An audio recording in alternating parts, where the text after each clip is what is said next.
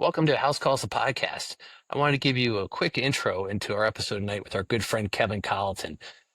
We titled this one Plain Kevin, the most interesting guy we know, because the only boring thing about Kevin Coloton is his name. Kevin is an endurance athlete, serial entrepreneur, married to a beautiful, smart scientist. He's got three great kids.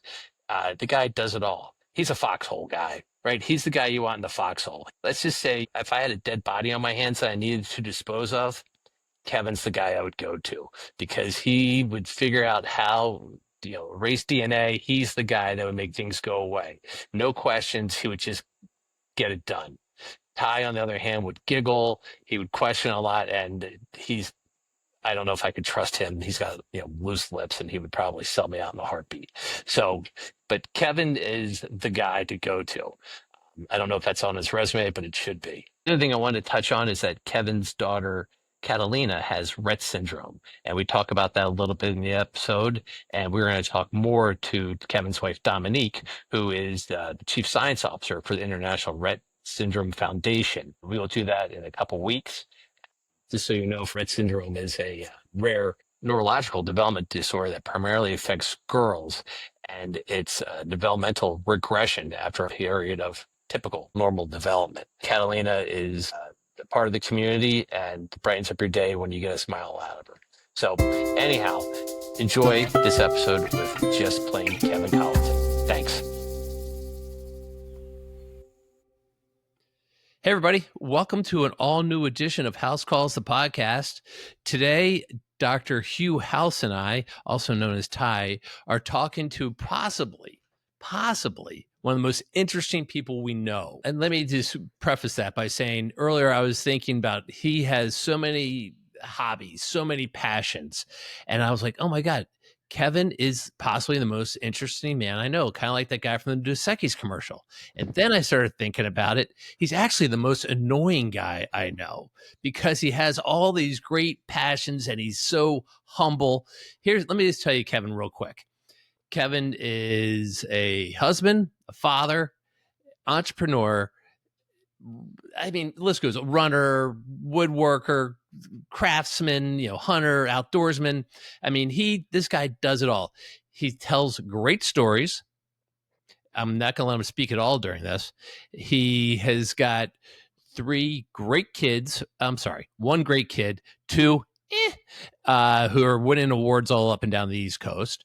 And he's got a beautiful wife who is smarter than the three of us combined. Did I miss anything, Ty? No, but you just spoke for a minute and 21 seconds without me interrupting. So this is a new world record. Well, I put you on mute. That is why. Kevin Coloton, welcome to House Calls, the podcast. Thanks. Great to be here. So when I first started saying that I wanted to talk to Kevin was because Kevin, to me, had somewhat of an unusual background in that you started in physical therapy, but you're not a physical therapist anymore.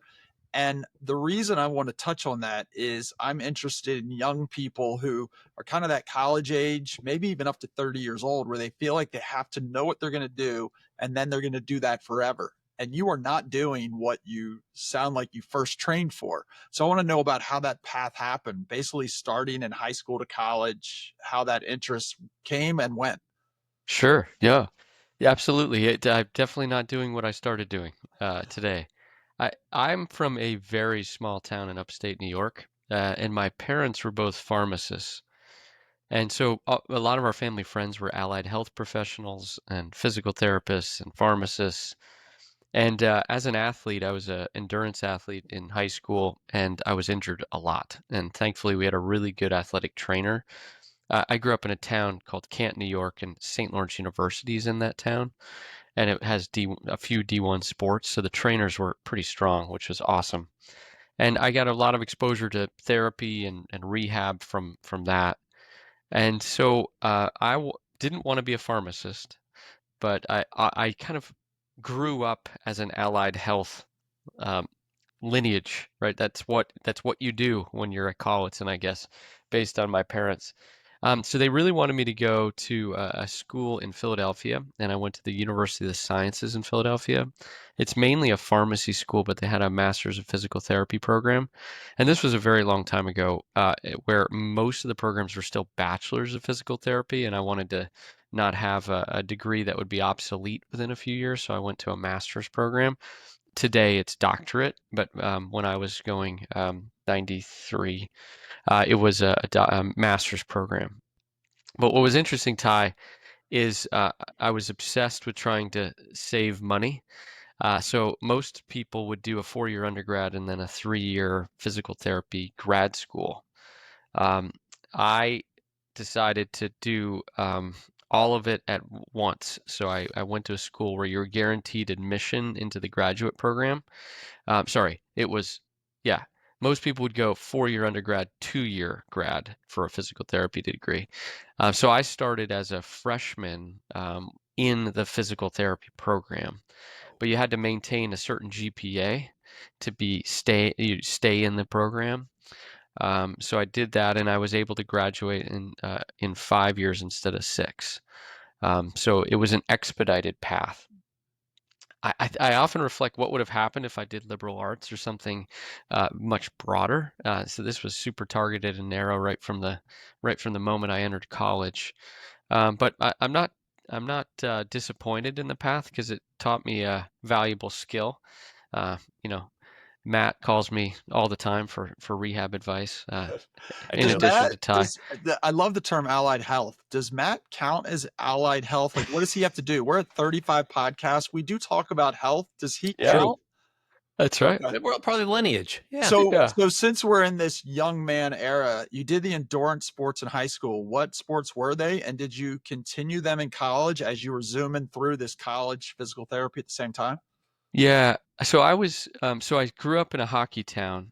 So I played ice hockey all through until my ninth, essentially freshman year, and had an ankle injury that required a minor surgery. And I wasn't able to skate more than a few days in a row without my ankle having real problems. So I retired from hockey and started doing cross country running, track in the spring, and I did triathlons in the summer. But what emerged as my top sport, I guess, is Nordic skiing, so cross country skiing. So I did both skating and classic cross country skiing. And I was really fortunate. The former college coach was my coach, essentially a friend. I worked for him he owned a local sports shop, and I worked for him in the summers. And he became my winter coach, and we trained a lot with the ski team at St. Lawrence University. And that was one of my primary interests and primary passions. So when I went to school in Philadelphia, they get snow like once every other year. That was Nordic skiing was not on the list, but I was thinking of doing cross country running. But I ended up just cycling. So I did a lot of bike racing in college. There was a local Philadelphia team that I raced for, both road and mountain. So stayed pretty active in endurance sports through that, and I would continue to run, of course, but my main sport in college was probably cycling. Was there still a team environment to those sports the way you were doing it? I mean, like I think of the endurance sports as being out there alone, something that mature people like Matt got into. Thank you. Whereas ice hockey seems more like the football, Yeah, lacrosse, basketball. yeah, Were you an isolated trainer? Were you good at that even at a young age? yeah. So I raced for a team in Philly. So I think it was 7 folks on the team, and we would do all of our training at night with lights for mountain biking. So yeah, there was a team environment, but a lot of independent running, a lot of long rides and training. I find it really healthy for me to just go on occasionally a couple hour run or a long workout solo, just to kind of, it's a chance to reflect and get the house in order, so to speak, and not have anything else to do. It's kind of a nice break sometimes. Your passion for those sports continues today because what you're doing, what'd you do last year? A 5K? Yeah, yeah. Thanks, Matt. A lot of props. Thank you. No, so yeah, I turned 50 last summer, and I wanted to do something hard. So I had never run an ultra marathon. I'd done marathons in the past, so I signed up for a 50-kilometer, which is like a 32-mile race. Oh, Um, my fault. My fault. and it's the hard and 32 miles is a long ways, but when you do it on trails up and down and river crossings, it adds a whole nother layer of complexity to it. And the most interesting thing about it is it's super scientific. Like, to finish one of those is not impossible at all, but it's mostly how you fuel yourself. Right. Everybody needs to put in the miles and have everything done, but you have to have the right amount of fluid, the right amount of carbohydrate, the right amount of just fuel for your body to do it. And that's pretty interesting to learn how to do that, and not bonk or run out of gas. So, what's the best way to learn that? Is it trial and error? Yeah, I think from my background of doing a lot of endurance Right. sports, I had an idea of how to do most of it, but it changes. The nutrition changes a lot. Yep. So it was a lot of reading different books. Like, there's a great book called The Uphill Athlete, which is all about like endurance racing. So you can gain some insight from books and other information. Has there been a big change in your nutrition and your training from when you were doing cross country and Nordic skiing to now? Like things that as you aged, you have to really be careful about? Yeah, I think mainly it's stretching. I didn't used to have to stretch. Now I do. I think that's the big change. But from a fuels perspective, um, I had the really good fortune. I mentioned this coach. His name was Axe, Bob Axtell, and he was famously one of the members of the 10th Mountain Division, the Oh training yeah. program that Oh, did yeah. the extreme mountaineering. And when I was racing for him, he was in his early 60s. Oh And are you familiar with the difference between skate skiing and classic, where you just kind of go in a straight line, yeah. versus hockey skate almost Yeah. with poles? Yeah.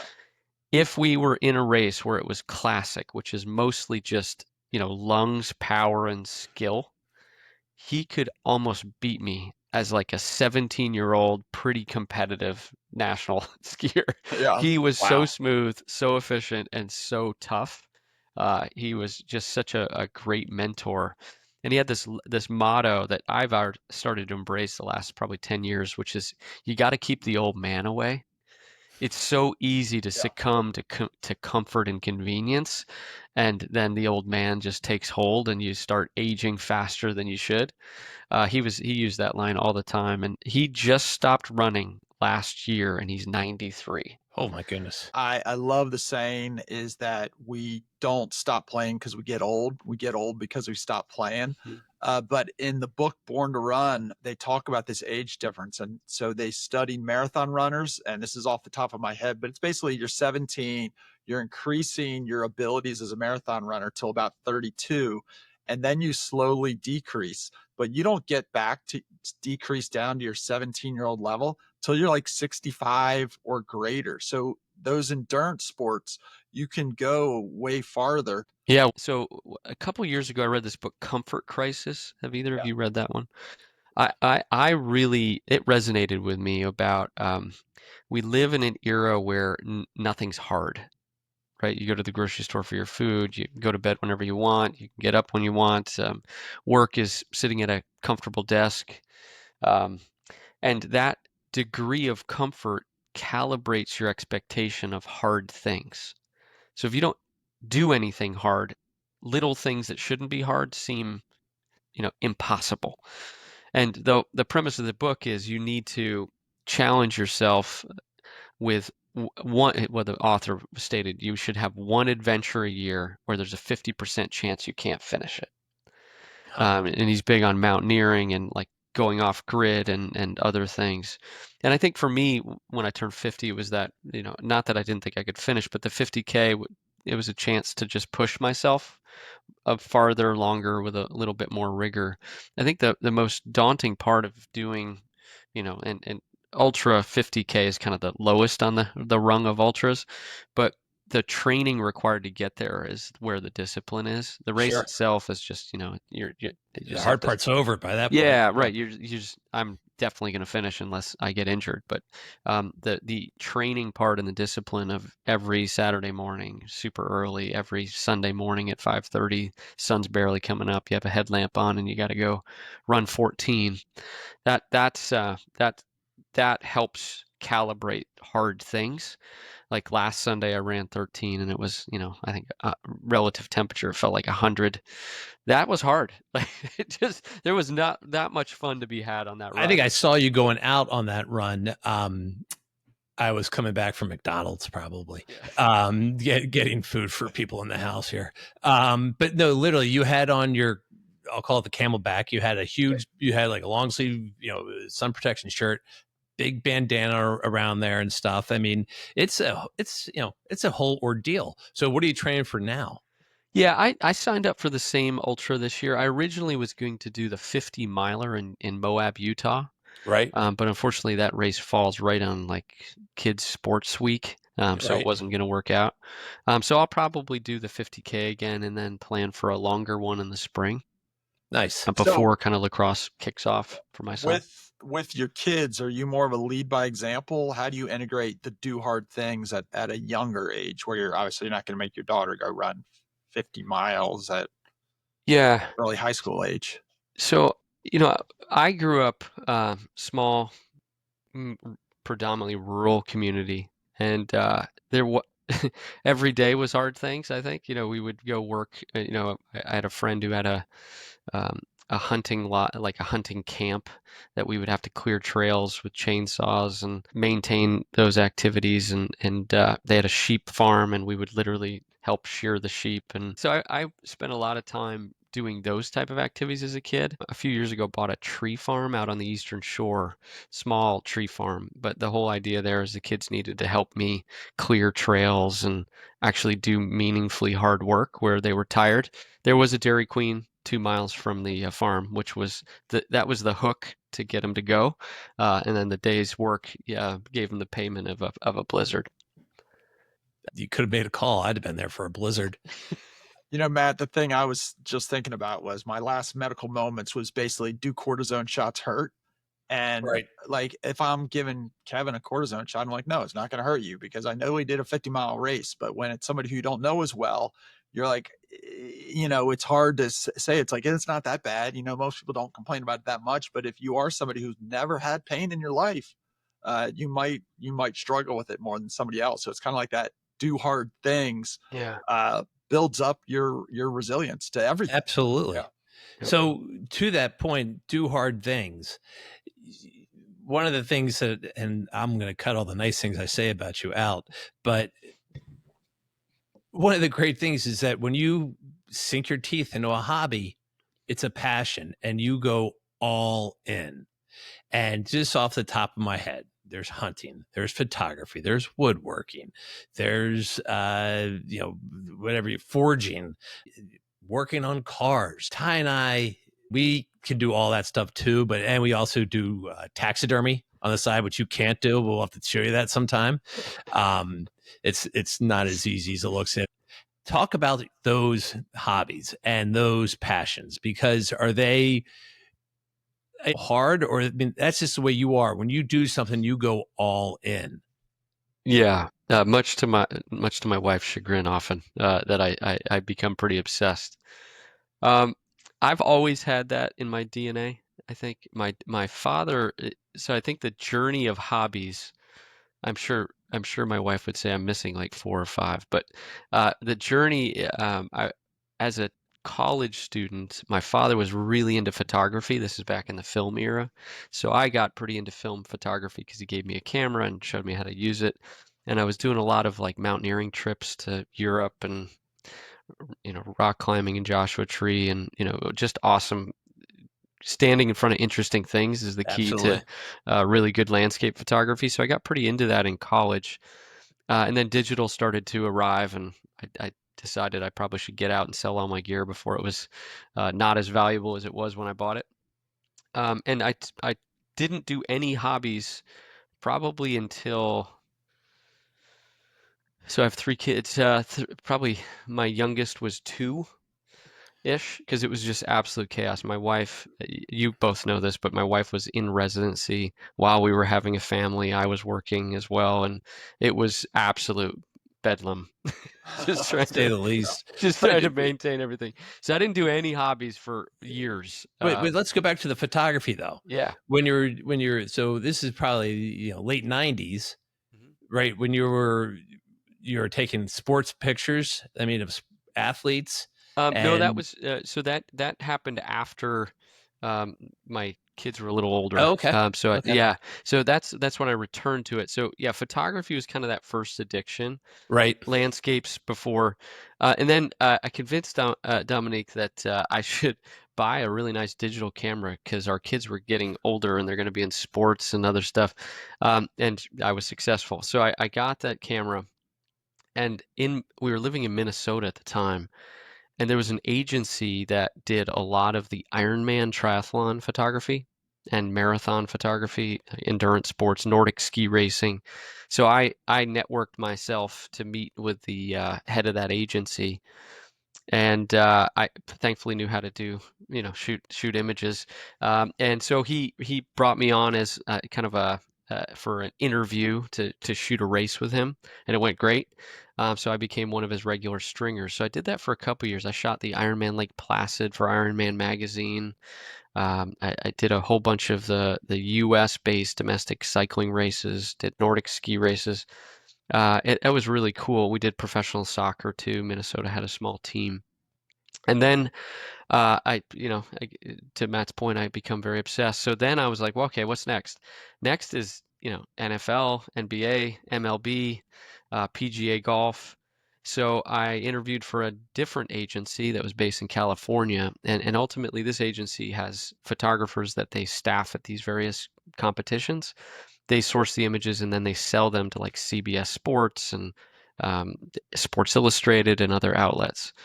So I interviewed and was accepted there. So then I started shooting, yeah, literally. And, I did professional hockey. I did the PGA Championships.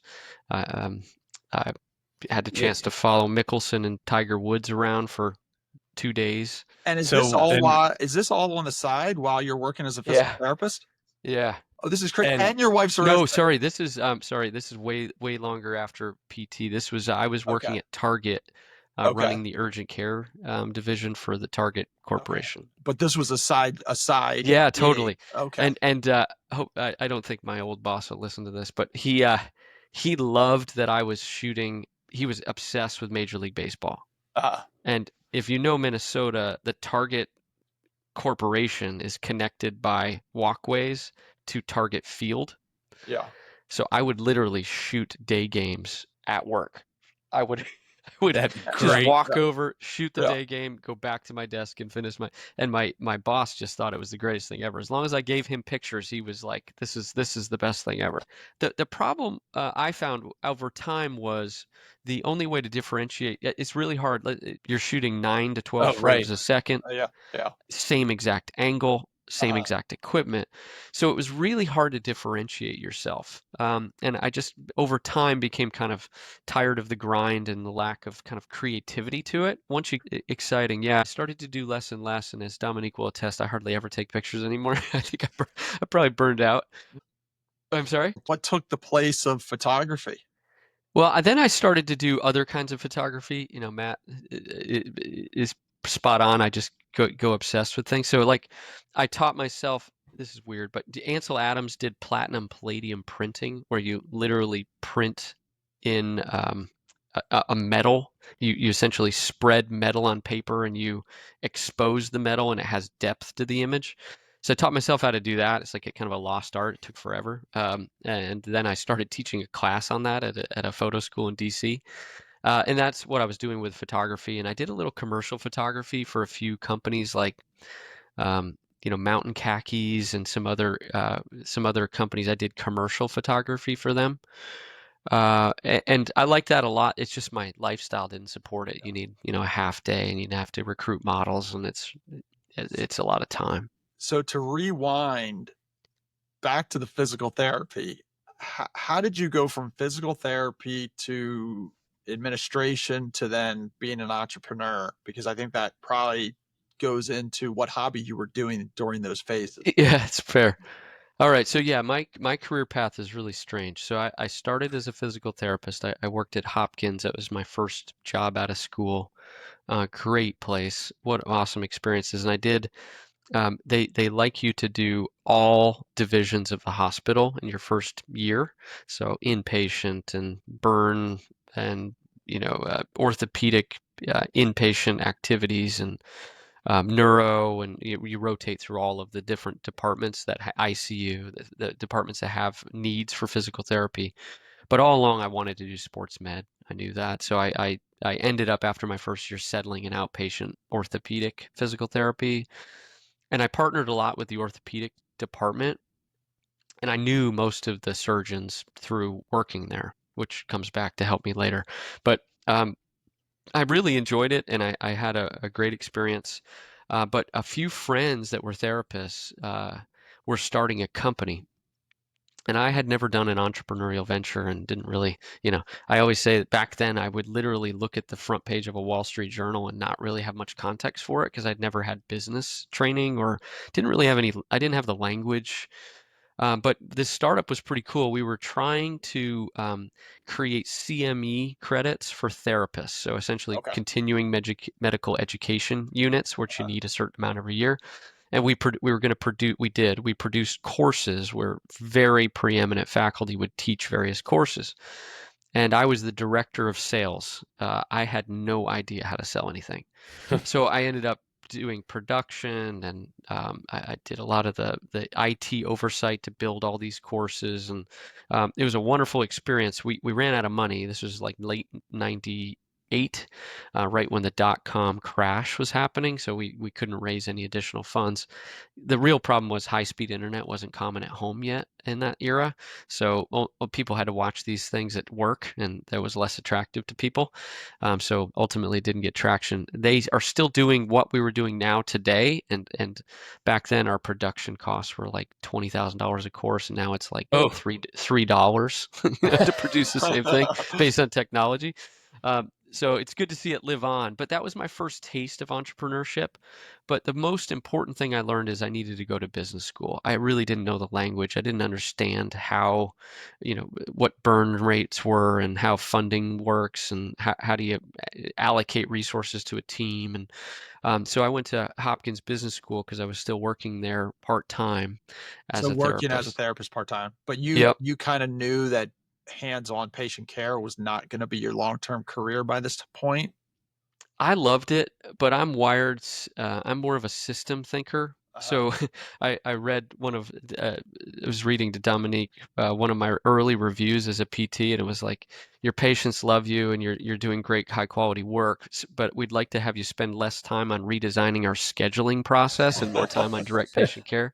So it's probably the signs were obvious early on, I think, that I was to probably some going to people, be, yeah. yeah, to some, not to me at that time. I was like, wow, that's a bad review. What's going on? Uh, but that's yeah. So that was my first taste, business school, and I just really, I think probably one of the most fortunate moments of my career story was I literally sent my resume by email to the advisory board company, which was a very well established and respected healthcare strategy think tank company based in DC. Very selective. And I got a phone call. I didn't think I would. I got a phone call. The interview process was interesting. One of the interviewers said, "Kevin, I have no idea what we would do with somebody with your skill set." Because they usually hire people out of very prestigious universities and they train them how to present and sell. And I was a clinical guy that, didn't know much about business yet. I was still in school for business school, and they took a bet on me. But they took a bet on me and taught me how to sell. And back then, they would do a 30-day training program to teach you how to position information and how to answer difficult questions and what's the arc of a sale process and how do you engage interest and commitment. It was just amazingly valuable Life-changing experience. stuff. Yeah. Really, really powerful for me because it was all new. I had no background. So I did that for a number of years. I loved it. But I kept getting asked this question by, I'd present to a hospital leadership team and they'd say, Kevin, you seem like you know what you're talking about. Have you ever done any of these things? And for some reason, I don't know why, it really bothered me that I was like, no, I've never done any of these things. I would love to someday. So I was like, well, I better go. So I got the opportunity to work back at Hopkins as an administrator, and I started in orthopedic surgery. Did administration for a number of years and went on from orthopedics to do OB and pediatrics and neonatology and oncology, various different service lines and experiences. How old would you say you are? Like, how old are you during this period I of think I time? was probably 27, Okay. 28. So So late 20s. significantly junior to most of my peers. Okay. They most of my peers had been there for some time and were very well established. I was kind of the Right. young, energetic guy, doing lots of stuff. And then I was very title motivated at that phase of my life, and I wanted advancement and progress, and wanted to be a health system CEO. And I met with my boss, and he's like, it's going to take a while. This is a prestigious place. There's lots of really great talented people. But if you leave and go to management consulting, that might accelerate your learnings, and maybe you could come back at a different position within the organization because you'll have a different set of skills. So that was my plan. I left and went to Deloitte Consulting with that sole purpose, like to learn the skills and learn how management consulting works and get placed on lots of interesting projects. But I never went back. I just consulting was awesome. Lifestyle was challenging, especially with our young family to be gone Monday through Thursday almost every week. But really interesting work, hospital turnarounds, and all sorts of various projects, but included a lot around health IT. And then Dominique moved us to the Midwest for her residency in med peds, and we were in Minnesota, and I took a job at the urgent care. So Target, there's entities called minute clinics. Many people have experienced them or Sure. seen them. They were in Targets, in a small number of Targets, and Minute Clinic was purchased by CVS. This was 2006, maybe 2007. And they pulled them out of the stores. So the stores were vacant. They had vacant retail space, which in retail is like you never No, want to no. have vacant space. So they rebuilt the clinics, but they weren't quite what they hoped they would be. So they brought me in and a couple other people to reinvent a Target version of the clinic. And that was really fun to have a blank whiteboard of how do you design urgent care in a store, and what services do you provide? And And were that you was a fun. trained in that on the job, or was that in school, or you were always a natural with that kind of stuff? I think consulting was the key, right? To analyze a problem, create a solution, implement a solution, and measure the result. I think it gives you a lot of confidence. If you've done in management consulting, if you've done a host of projects, you've seen lots of ways to solve problems. Uh-huh. It's one of the key reasons people hire consultants, is just a different view of how to solve something. So I think, yeah, I think it gave me. I had run physician clinics at Hopkins, and I knew how provider systems worked, and I knew how revenue cycle worked, and I knew health IT. So I had the ingredients to put it together to try to create this new version of urgent care at Target. That was awesome. Loved it. It went great. Really well. I was promoted to be CIO for healthcare, so all the systems that run pharmacy and optical and over the counter and clinics. And I love that. It was a wonderful experience. And then Dominique um, did a second residency in dermatology back in DC, so I ended up departing Target just to be there and then probably go somewhere else. Yep. Okay. Yep. I wouldn't have left though. That Target, working for a Fortune 50 is such a great experience to see Yeah. how you run a company at that kind of scale. So do you still, harbor some resentment towards Dominique? You can tell us. None. No, everything's Okay. All right. serendipitous. Yeah. So what All right. Yeah. All happens right. when you come Well, back to DC? actually, this is it's a And perfect is segue, and is this Matt. when you So met Matt?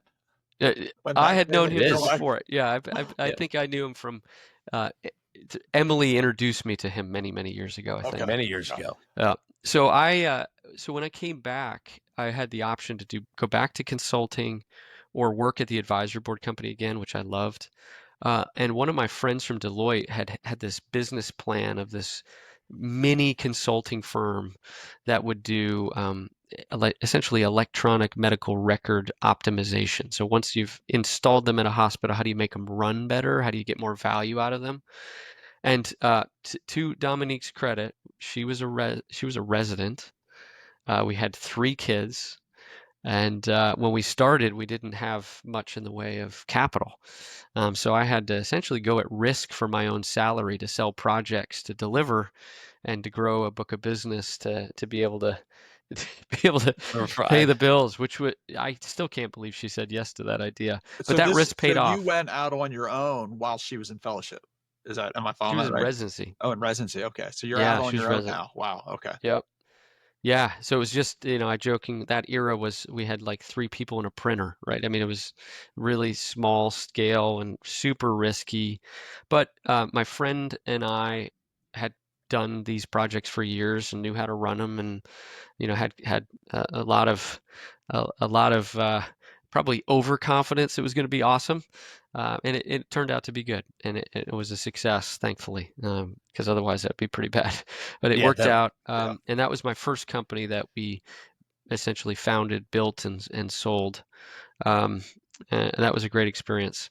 And then the company that acquired us was the advisor board company, so I got to go back to the place I loved, and I had another great experience there integrating that company in. And then since then, I've done a couple other ventures in the same Are you keeping the domain. same team, or does the team change that you work with?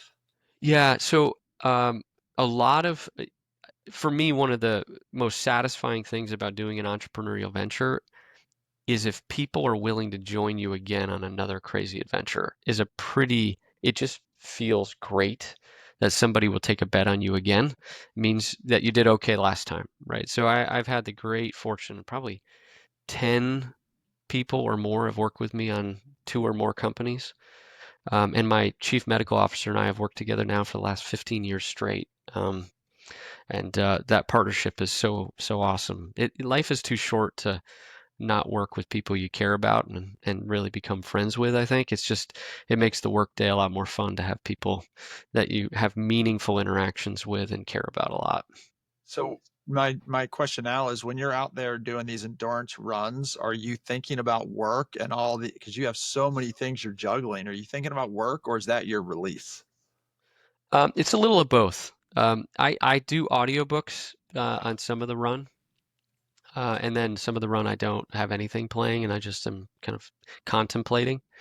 It is a good way to organize thoughts. I've come up with pretty interesting ideas on long runs because it's quiet and you're in the woods and it's just you, and all you hear is your feet hitting the ground and sometimes breathing very hard.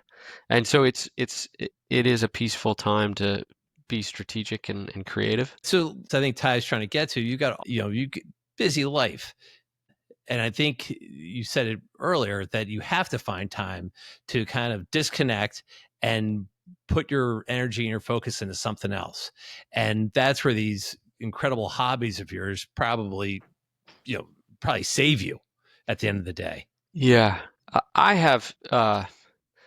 Dominique would say I have pretty bad ADD. Yep. I think a lot. A lot of my friends do. Huh? It's really helpful. Not you, Matt. A lot of, but for me, it's helpful to channel and really lock in on something hard. Yep. It's literally curative of that. Like I don't have a lot of random ideas and thoughts. I'm just trying to figure out how to do something. Like um, I guess so. We did the photography thing, and then somebody asked me. I had done woodworking for a while, and somebody asked me to rehandle an axe. I'd never done that. So I had to figure out how to rehandle an axe. And then I'm holding the axe in my hand and looked pretty good. I'm like, oh, I bet I could make an axe. Like I bet I could make the steel of an axe. How would I do that? So then countless hours of YouTube later and trial and error with really bad equipment. I didn't succeed, but I understood how to do it, and then became it's iterative, right? It's okay, I solved that. Let's go to the next one, and it just kind of progresses from there. I think my favorite that I just totally dove into was our oldest daughter has a rare disease that you guys know, and when you're feeding her at meals for our whole lives with her, you've had most tables that you're feeding her on have four posts, right? Four legs, and you have to straddle one of the legs to feed her. Sure. And it's super uncomfortable for all participants. And it's always annoyed me. So I did a lot of research on, well, we should buy a table that doesn't have four legs. You know, there's a few designs out there. And then COVID hit. I had just started one of my companies the week before COVID hit. There were no sales calls to do. We had one client that we were maintaining, and I had been traveling extensively, and that just stopped. So I took that opportunity to be like, well, I'm going to design a table and then build a table. I have all this time and make it in such a design where it's really convenient and comfortable for the family and looks nice. And Yep. at the time, Zach Brown had the song Family Table that my kids loved and I've always loved. And just that idea of making a table for our family and having the kids help me make it. Each kid, including my oldest, helped me make that table. Was meaningful, but the design was really hard, and I have a tendency to over-engineer everything. And there's a famous furniture maker called George Nakashima. His stuff is at the Museum of Modern Art in New York. He's just a legend, and he has this really cool table where there's lots of angles. And Matt, I had sent you a picture of it, but there's not a single screw in the table. Everything is fused together, wood on wood. So everything has to be super tightly inserted together. There it is. Wow. There it is. Yeah. So it That's beautiful. seats, yeah, it seats 8 and it has extensions on the ends to seat 12. But you see the table goes out from the middle. There's a center runner. So it allows my daughter's wheelchair to go right up underneath it, but the person sitting next to her is not straddling anything. It's just, comfortably sitting there. And it's made out of walnut. It turned out really, really well. But that's probably my first obsessive project. It's probably 200 hours. I think, Matt, you probably walked by when I was making that. I mean, it took me probably a week to flatten the top with a hand plane, because I didn't really have the equipment to build something of that size. But I learned how to do the joinery. Again, not a single screw or nail in the table. It's all, tightly fit through just wood on wood with glue. So cool design and figuring out how to do it. Really fun project. Do you have mentors for that, or are you kind of researching it on your own and this is something you do in isolation? Yeah, I'm pretty self-taught in everything. Uh-huh. I actually am a very hands-on learner. Okay. And I've done one course on forging complex Damascus patterns just because that is like a nuanced true art form. Oh But my God, that's the same class you took, Ty. yeah, well, Matt, you burned yourself there, I remember. I did. Um, Son of a. so, but that is the one course I've ever taken in any of my hobby areas. And it was just because that one's hard to learn unless you have a teacher that actually is walking you actively through it. So talk about that. What does that mean? The forging, Yeah. everything you just said. So, yeah, so then woodworking, then forging. So that I did that axe handle. Then I said, well, I can make an axe, and I didn't. Yeah. It was a fail, but I learned how to do it. And then I started. I had some friends that wanted hunting knives and things of that nature. So I started like dabbling with, which is called stock removal. So you buy the steel and you just use a grinder to take off the material to create a knife. So Yep. here's this is the handle that you made. Yeah, You said it's a hickory center core with a flame maple laminate. So this was a gift to a friend of mine. He chops a lot of firewood, but it's beautiful, and absolutely, it's a he work just of art. yeah, he has it on his wall. I don't think he actually uses it, but yeah, that's just flame maple laminated on hickory for an axe handle. So you take this, and then you're like, wait, I know some people that would like to have some hunting knives. Yeah. So then And YouTube videos, literally, and then trial and error and figuring out how to do stock removal, which again is not forging. It's just taking a piece of steel you buy in the dimensions you want, and you create a knife from that.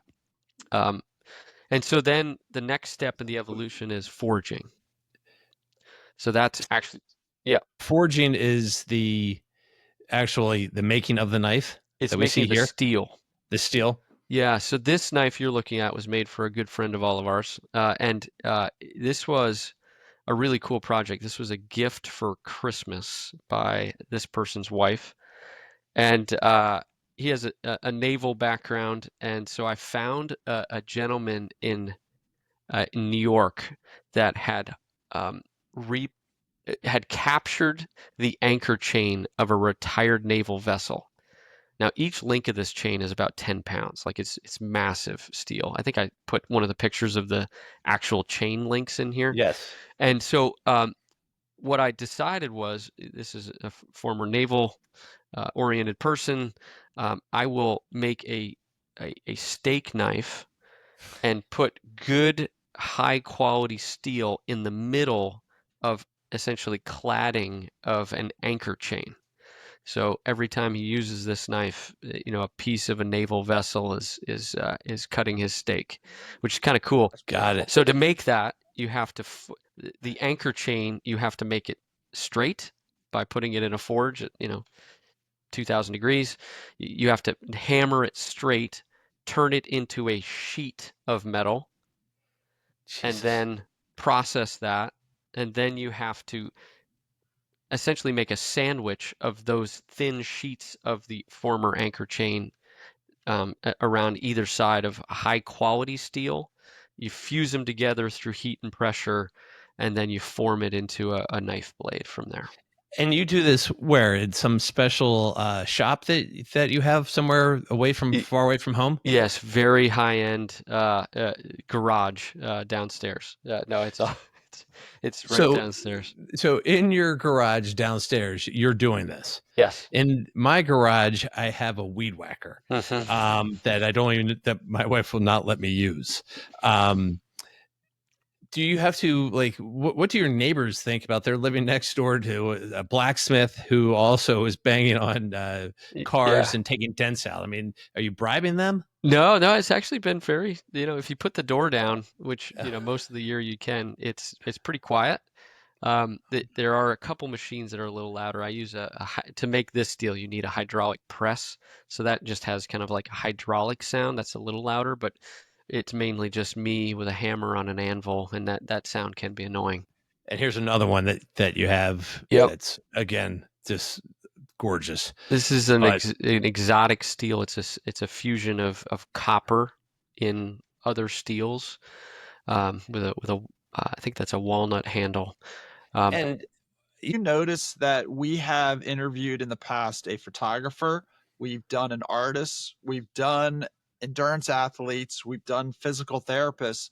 We literally could have done it all just interviewing Kevin, you know, and he knows orthopedic surgeons. So what's even the use of me being question about timing? And because I know also you're a full-time parent and you even have coached your kids in ice hockey and who else knows what. And then you're building these companies. When you really get into the heart and soul of your hobby, is it kind of in a down period in work where maybe you have sold a company, you haven't started the next one? Or is this your release even during your busiest times? I don't really feel like I've had much downtime, but So I do you I think sleep? yeah, I do. I Okay. need a lot of sleep. I'm like a 10 o'clock to bed, 5 a.m. to wake kind of Okay. guy. Okay. And if I don't have 7 hours, I do feel it if I'm working out quite a bit. Okay. Um, but I typically am doing, uh, I try to do a couple hours a week. There are certain phases when you're making culinary knives that you need more than a couple hours. Um, Heat treating, for example, where after you've forged it, you need to temper the steel to make it ready to be useful and not um, break or get too dull because it's too soft. So you need to harden it. That's like a 3 hour process. So I try to plan ahead for that. Um, Weekends are really, really busy. So in between conference calls, I often, if I have a break in my day or during lunch, I'll go down and work on something for a little while. But it's usually very short bursts of my hobby. But the key to making it successful is you have to be super organized about that. Like when I'm done with that hour, I know exactly what needs to be done next. I position everything on the table that needs to be done next, so I don't have to forget and then try to remind myself for 10 minutes of my 60 minutes what I need to do. If you just have to keep it locked in and progressing. So, so to that point, locked in and progressing. Let's talk about your current passion. It's turned quickly into a burden, but it Has it? started as a passion. All right. Yeah. So you are restoring a 1987 Toyota Land 86, yeah, Cruiser? 86 1986 Toyota Toyota Land Land Cruiser, Cruiser. FJ60. Yep. And so why did you buy the car originally? What's the, walk us through it all, and hopefully in time we'll get all the pictures up as well. Yeah. So as a kid, our neighbor, well, my parents' friend had one of these, and I just thought they were the coolest looking. I mean, it was the first real SUV I ever saw. Where I grew up, unfortunately, where I grew up, they salt the roads to death all year round, I think, and there are no FJ60s left in upstate New York because my friend owns a Toyota dealer, and I had him look for me for a long time, and he's like, "Dude, they are not here. They are dust. They they have rusted away to nothing." So I had always wanted one, and I was driving my youngest to school, Francie to school, and two cars ahead of us was this car in the drop-off line. And I was like, Francie, that's an FJ60. That's the car I've always wanted. That's You the don't see car. them very often anymore. And she was not impressed. So she left, and as this person was turning around, I recognized it's Dominique's college roommate's husband is driving it. No. Okay. And so I call him and I'm like, hey, how is that vehicle as a daily driver? Because I had never really driven one and didn't have a lot of experience with them. And he convinced me it's a great vehicle. And it just so happens he was looking to thin the herd. He has a lot of vehicles and he was looking to thin the herd, and that was one he was thinking about selling. He had found it in a field in Easton, Maryland, just sitting. The wheels were locked up. It didn't really run. He had to bring it back to life. So I bought it from him, and I wanted to And what? turn. I'm sorry. What year is it that you get your hands on it? This was 2 years ago, Yep. and I drove it for a year as a daily driver, and it had a lot of problems. It had to sit in the field for a long time. It had originally was in North Carolina. That's why it's still with us, is it doesn't have the rust of many of them because it was in North Carolina for most of its life. But it had a lot of problems, a lot of engine issues and other things. I mean, it was a 40-year-old car. So I had it sent away last fall because I don't have the equipment I don't have a lift, and I can't do transmissions and engine repair. So I sent it away. They did that part, and my idea was they had given me a quote to do the paint, but on these 40-year-old steel cars, it's in a tremendous amount of rust repair and body work, and the amount they have to charge is astronomical because of the service hours it takes to do one of these. So I got the price, and I was quickly motivated to not say yes. And I thought to myself, how hard can it be? I know how to weld. When you do forging and knife making, if you're making your own Damascus steel, which we skipped, but that's the fusion of different layers of steel, and it creates intricate patterns because of the way you process it. When you do that, you have to weld quite a bit. And so I fairly good at welding, not amazing, but decent. And so I was like, well, I can weld. I can just take the paint off. I can make sure there's no rust there, and then repaint it. And hours and hours of YouTube videos later, I had a pretty good comfort of how to do it. So step one was take all the paint off, and it was a disaster. There was rust everywhere, and it was all hidden under a paint job that somebody did probably 10 years ago. So it's completely invisible until you take it off. But once you take it off, it looked like Swiss cheese, right? So, and the hard part Right. about these old vehicles is they don't really make the panels for them anymore. You can't just buy the rocker panel Can't for go on 80. eBay. Yeah, Right. exactly. You can harvest it from an old one, but most of them have the same problem, right? They were in an era where they didn't dip them in the chemicals to prevent rust and So I had to teach myself, this cost me 2 months, is I had to teach myself how to fabricate panels out of steel without equipment. Like I don't have the machines and the presses and all of the equipment that you typically use. So I found this really interesting guy on YouTube who does it with just hand tools, and I taught myself how to refabricate the curves and the angles and the turns to be able to replace some of these rusted out panels and then weld them back in. I was hoping to have the whole thing done in a couple months, but it just took a couple months alone just to do the rust repair, cut out all the rust sections, and fabricate a new piece and put it in and weld it in, and it moved to the next step. So this is a perfect Kevin Coloton story. Hey, you know what? Here's something I've been thinking about for 40 years, and there it is in front of me. Serendipitous. Here it comes. Now, what are we going to do with this vehicle? I want it to be my daily driver. I do tech for a living, but my passion is analog. Like I love the simplicity of, I mean, this car has a choke. I mean, you pull the choke to start this car. There's nothing electronic on it.